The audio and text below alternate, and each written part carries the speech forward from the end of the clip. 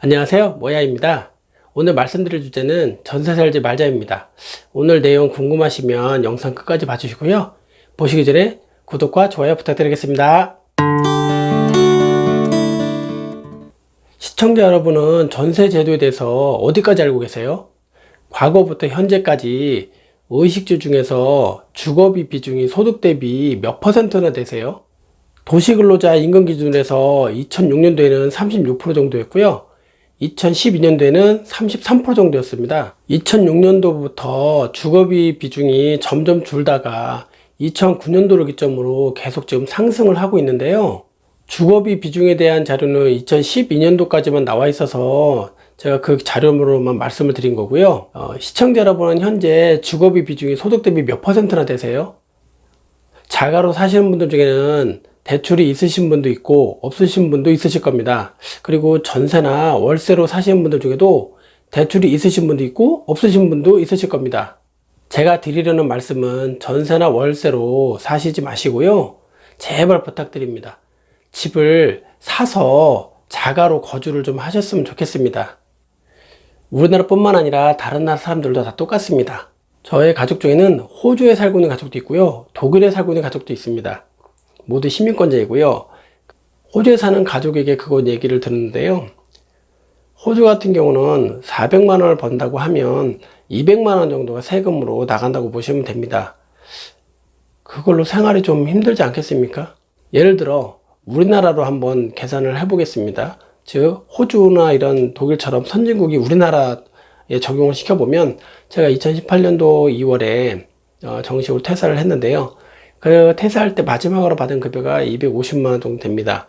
뭐 세금을 각종 세금을 제하면 220만 원 정도가 되는데 세금을 제하지 않는 상태에서 선진국처럼 반 정도를 징수한다고 계산을 해보면 한 125만 원 정도가 통장에 들어온다는 얘기입니다.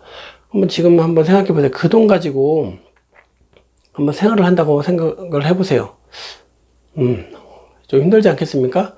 그럼 예를 들어서 생활을 한다고 치고 저축은 할 수 있을까요? 그럼 저축을 해서 집을 살 수 있을까요? 저는 불가능하다고 생각합니다. 우리나라는 OECD 회원국 중에서 부동산 가격 상승이 가장 낮은 나라입니다. 호주의 주택 가격 상승은 지난 10년간 무려 61% 이상 상승을 했습니다. 독일 같은 경우는 지난 10년간 무려 54% 이상이 상승을 했습니다. 주택 가격 상승이 호주나 독일은 거의 살인적이지 않습니까? 이게 단순히 그 나라만의 문제가 아니라 OECD 회원국들을 쭉 보니까 거의 대부분 다 이 정도 올랐습니다. 반면에 아시아권에 있는 우리나라가 가장 거기에 비하면 가장 미미하게 오른 나라입니다. 우리나라는 몇 프로나 올랐을까요? 우리나라는 지난 10년간 17% 정도 올랐습니다. 제가 말씀드린 이 수치는 국내 자료가 아니고요. 해외 부동산 관련 통계 자료에서 보고 말씀드린 겁니다. 복지가 잘 돼 있고 나머지가 다 해결이 되면 뭐합니까? 정작 주거 문제는 지금 이게 현실입니다. 글로벌의 현실입니다. 이게 중요한 것 한 가지를 더 말씀드리겠습니다. 선진국들은 부동산에 관련한 세금 징수에 대해서 매매 차익에 대한 세금 징수는 거의 좀 미미하게 하는 편입니다. 그 이유는 언제 사고 팔지 모르는 부동산에 대해서 세금 징수하는 것보다 매주 발생하는 임대소득에 대해서 세금 징수하는 것이 국가 입장에서는 훨씬 재정 안정을 위해서 도움이 되기 때문에 매주 발생하는 임대소득세에 대해서만 세금 징수를 좀 과하게 하는 편입니다. 호주는 임대소득세가 25% 이상을 징수하고요. 독일은 임대소득세를 23% 이상 징수를 하고 있습니다. 우리나라는 얼마나 징수하는지 아십니까? 빵원입니다. 빵원. 지금까지 임대소득세를 단 한 푼도 내라고 한 적이 없습니다. 반면 양도소득세, 즉 매매에 대해서 차익이 발생하는 것에 대한 세금은 좀 과하게 많이 징수를 했는데 지금 글로벌이 지금 이렇게 바뀌어가고 있는 걸 우리도 따라가고 있는 추세입니다. 그래서 2019년도부터는 우리나라도 임대소득세를 과세 징수한다고 합니다. 즉 2천만 원 이하에 대해서는 임대소득세를 과세하지 않는 그 조건이 있었는데 이게 2019년부터는 전면 폐지가 되고요. 그래서 2019년도부터는 2천만 원 이하의 임대소득, 연 2천만 원 이하의 임대소득이 발생한 사람도 무조건 세금을 내야 되고요. 의료보험과 금융도 당연히 내야 됩니다. 즉 직장 가입자가 아닌 사람 같은 경우는 무조건 내야 되는 거고, 기존에 직장 가입자들은 그걸 내지 않았어도 됐었는데, 왜냐면 직장에서 이미 내고 있기 때문에 임대사업자를 하고 있어도 안 냈어도 됐었는데, 그것도 개편돼서 낸다고 합니다. 제가 다른 식으로 말씀드리면, 임대사업자는 임대사업자는 그전에 세금은 안 냈고, 국민연금과 의료보험도 안 낼 수도 있었는데, 이제는 올해부터는 그게 아니라 세금도 내고 의료보험도 더 부담이 되고 국민연금도 더 부담이 되는 그런 임대사업자로 전환이 된다고 보시면 됩니다.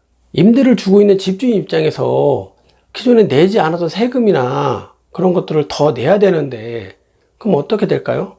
당연히 임대료가 올라갑니다. 임대료가 뭐가 있을까요? 전세는 전세보증금이 올라가고요, 월세는 월세가 올라갑니다. 예를 들어 집값이 1억 원이고요, 전세가 8천인 아파트에 임대인, 즉 집주인이 세금도 내야 되고 의료보험과 국민연금도 내야 됩니다. 그런 상황에서 그 돈을 충당하기 위해서는 보증금 얼마나 올려야 될까요? 그 보증금 올려서 은행에다가 정기예금 넣고 그 이자로 그걸 충당을 해야 되는데, 요즘 은행 예금금리가 2%대입니다. 그러면 얼마 정도 올려야지 그게 충당이 될까요? 제가 볼 때는 2천만 원 이상 올려야 됩니다. 그러면 전세가 8천이었는데 2천만 원 올리면 1억 원이지 않습니까? 그럼 집값하고 전세 보증금이 똑같아지는데, 그럼 집값이 가만히 있을까요? 그 위로 더 올라갑니다. 못 올라가도 1천만 원 이상 올라갈 겁니다.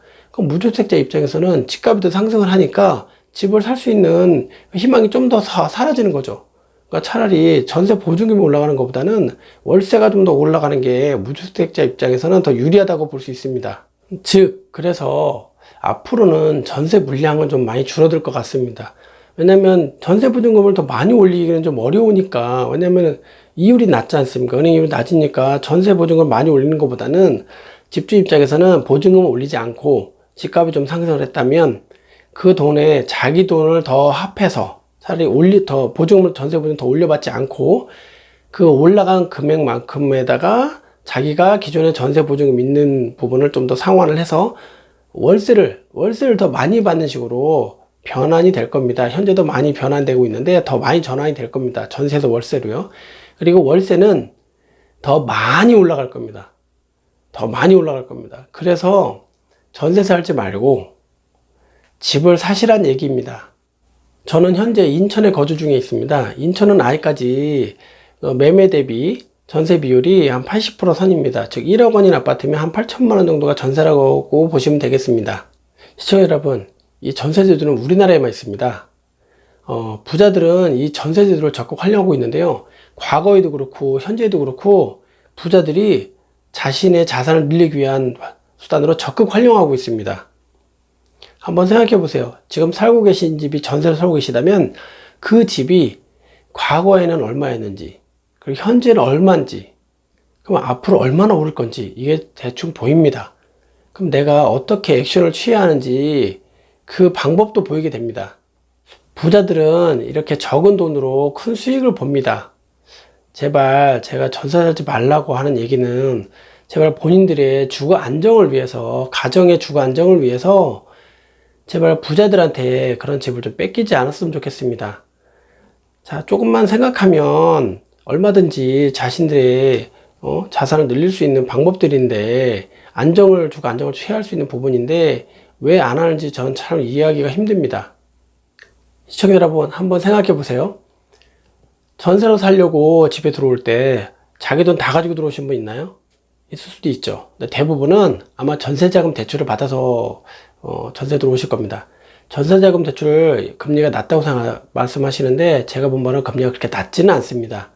일반적인보다 조금 낮은 수준인데, 아니 그거 한번 생각해 보세요. 그러면 전세자금 대출을 받아서 그 집에 살고 있는 거나, 그 집을 사서 집 담보 대출을 받아서 그 집에 살고 있는 거나, 이자 내는 거는 큰 차이는 나지 않을 건데, 굳이 전세자금 대출을 받아서 남의 집 살이 하는 것보다는 내가 그 집을 사서 자가로 살면서 대출을 상환하는 게 낫지 않겠습니까? 그리고 여기서 중요한 것은 감당할 수 있는 선의 대출을 받으시라는 겁니다. 집을 살 때 무리한 대출을 받으시면 안 되고요. 그 감당할 수 있는 선이라는 거는 자신의 소득 대비 30% 이상이 나가는 돈은 좀 무리입니다. 그리고 대출을 갚을 때 이자만 갚지 마시고요, 원리금으로 갚으십시오. 원리금. 이자만 갚다 보면 나중에 좀 안 좋은 상황이 벌어질 수 있습니다. 그래서 항시 꼭 갚아야 되는 게 이자와 원금을 같이 갚아야 됩니다. 즉 원리금으로 해서 갚으셔야 됩니다. 원리금으로 갚으셔야 이게 미래가 있습니다. 매달 대출을 상환할 때 꼭 원리금으로 상환을 하셔야 합니다. 주변에서 얘기들 할 때 부동산이 폭락한다, 떨어진다, 뭐 이런 얘기들 많이 합니다.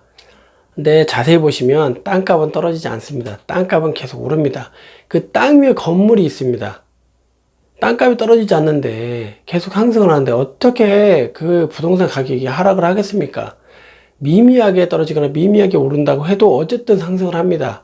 그 위에 살고 있는 우리들은 어쨌든 임대료를 내야 됩니다. 그 임대료가 적게 오르지 않습니다. 많이 오릅니다. 앞으로는 많이 오를 겁니다.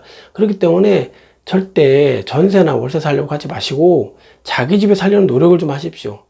그리고 어차피 내야 될 이자면 내 집에 살면서 이자를 내야지 남의 집에 살면서 이자를 내는 거는 좀 아니라고 생각합니다.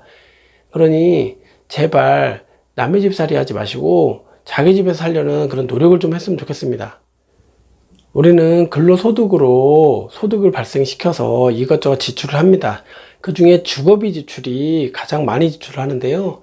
이 주거비 지출을 좀 많이 줄이셔야 생활이 참 편해집니다. 이 주거비 지출 비중이 30%를 넘어가면 생활이 좀 힘들어집니다. 근데 앞전에 말씀드렸다시피 이미 30%를 훨씬 넘어간 수준이기 때문에 이걸 많이 낮추셔야 됩니다.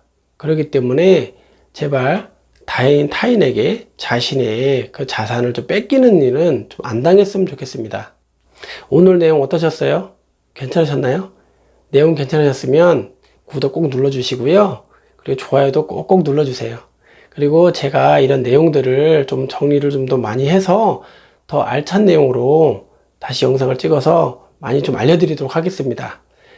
앞으로 더 유익한 내용으로 시청자 여러분들 찾아뵙겠습니다. 감사합니다.